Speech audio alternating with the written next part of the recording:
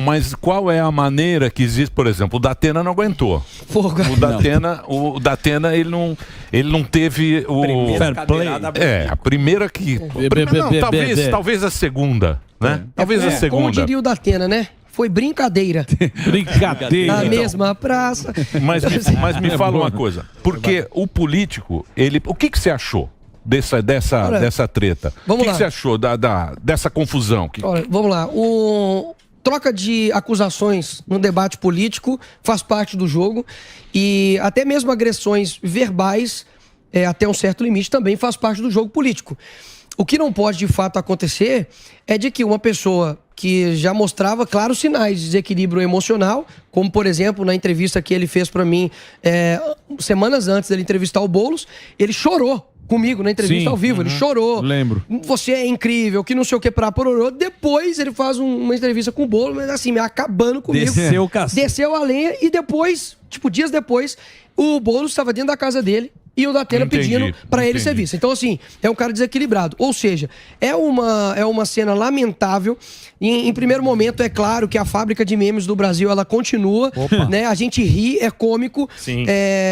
Obviamente, foi uma agressão que poderia ter se tornado algo pior, né? Uma cadeirada ali no Pablo. Agora, eu sinto o seguinte, que quem perde, de fato, é a produção do debate pra política. Por exemplo, eu acompanhei o debate entre Kamala e Trump.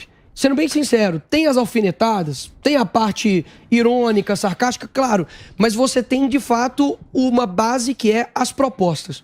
E esse tipo de debate, que, poxa, uma das cidades mais importantes da América Latina, que é São Paulo, perde-se a gravidade, a importância de uma cidade tão importante como essa. Agora, lamentável a cena, poxa, um cara dando cadeirada em um outro candidato num debate para candidatura de prefeitura de São Paulo. Realmente é uma cena, assim, grotesca. Mas já faz tempo que debate não tem mais política pública, discutir política pública. Desde muito tempo. É verdade. Já há muito tempo não tem mais isso. E acaba virando meio parece um programa de fofoca, né? Olha, eu não tô querendo pagar aqui de polido, não, tá? Eu já debati diversas vezes em diversos locais. Não, já tivemos aqui. Sim, atritos aqui, inclusive. Pandinha, lembra o Pandinha? Sim, várias vezes no debate. Mas você aqui precisa compreender aonde você tá. E aí você tem que usar as armas do jogo. Tem hora que eu vou ter 1 minuto para poder falar uma coisa, eu tenho que dar uma pancada. Hadouken. Você tá entendendo? E muito também da honestidade intelectual do seu outro opositor. Porque talvez o cara quer fazer um corte. Enfim, o que você precisa compreender é que a política, e mais uma vez, sem querer ser o puritano, a política ela tem estratégias, isso faz parte da regra do jogo, mas é claro que a gente não pode normalizar uma agressão física. Por exemplo, quando você teve, por exemplo, o Bolsonaro debatendo com o Lula. Certo. Bolsonaro que tomou pancada, a vida inteira, e o Lula é o seu maior opositor político, certo? Perfeito. O máximo que o Bolsonaro fez quando estava com o Lula foi colocar a mão amigavelmente no ombro dele. Então, assim, você percebe que por que há sempre, digamos, essa agressão por um lado, você compreende? Então, assim, é algo, mais uma vez, para mim é lamentável o que o Datena fez. Você acha que a política perde com isso?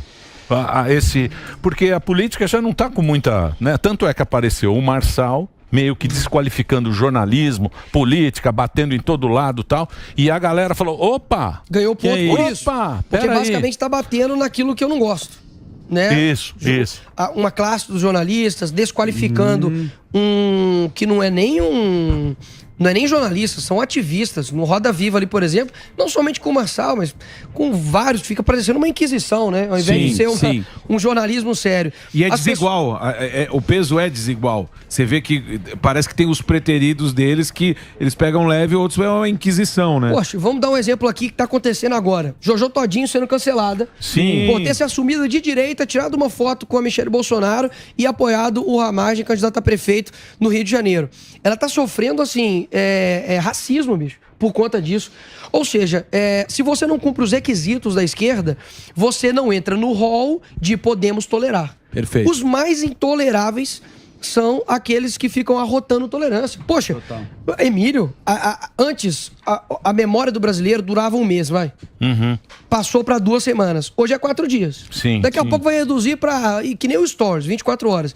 Literalmente, o ministro de Direitos Humanos, bicho, acusado de um assédio, vou falar que o cara fez, acusado de um assédio, deu 2 dias. A galera esqueceu disso. Isso porque foi uma denúncia contra uma ministra do presidente. Sim. Ou seja, quando você vê o cenário em tempos passados, seria, meu irmão, um escândalo total. Então as pessoas esquecem.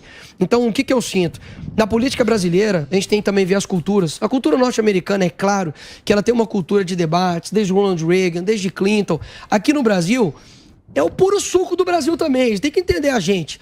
Só que a gente tem que contribuir para isso aumentar, claro. Eu já tive os meus erros de reduzir, talvez, o meu tamanho para poder brigar com gente que não merecia. Claro, já tive os meus momentos que o cara me acusa de algo e você perde a sua temperança, porque afinal de contas a gente também é humano. Não é fácil você, por exemplo, ouvir, igual eu já ouvi de um cara dentro da Câmara, dele falar mal da minha esposa, dele falar mal da minha filha, aqui no meu pé de ouvido. Né, no CPF. Então, assim, você realmente... Não estou dizendo que, poxa, ninguém pode errar, até mesmo porque é errado. O que você não pode fazer é normalizar esse tipo de situação. Então, mas você não acha que isso acontece porque a esquerda hoje, ela é o sistema.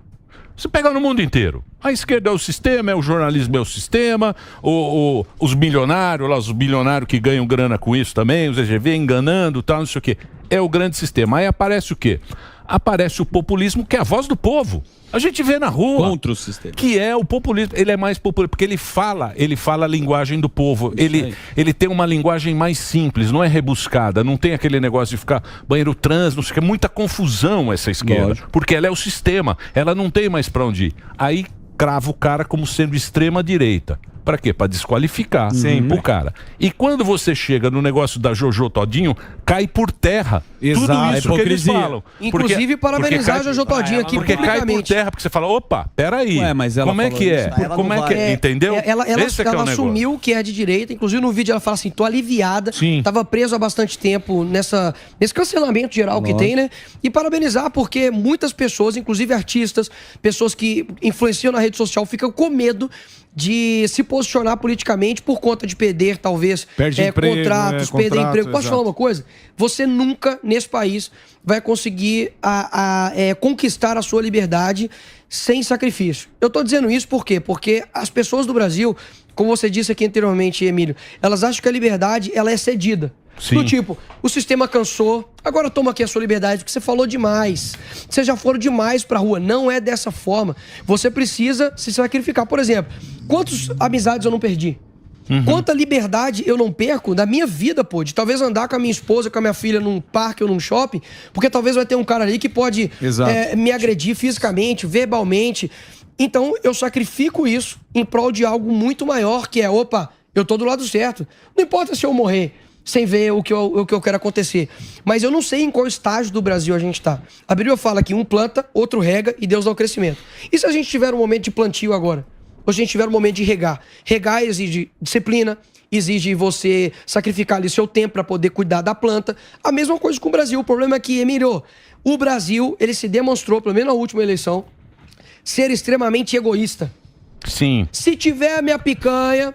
Se tiver minha cervejinha, não importa se o cara tem 1 milhão de coisas. Nós vamos votar no cara. Esse que é o problema, entendeu? Eu não acho nem que é o egoísmo. Eu acho que o brasileiro, ele quer aquela coisa a curto prazo. Ele quer uma resposta rápida. Ele quer resolver já esse negócio. Não, então mas isso é um traço do egoísta. Mas eu vi uma questão. Você acha que é egoísmo? Porque eu coloco a minha vontade acima. Então, assim, olha, faça isso rápido. Por exemplo, suponhamos, eu peço pra minha esposa fazer a janta rápida. Não importa se ela tá mal, não importa se ela teve um dia difícil, quer conversar, ou se não tem comida, não importa. Eu quero que seja feito agora. Isso é um traço de egoísmo. E agora mesmo, a gente tá vendo, pô, o Brasil inteiro em chamas e tá todo mundo caladinho. Fumaça onde eu vou. Passei por Manaus, passei por Cuiabá, passei por Belém. Fumaça, Emílio, em todos os lugares, cheiro de fumaça. Deve ser a picanha assando aí, né?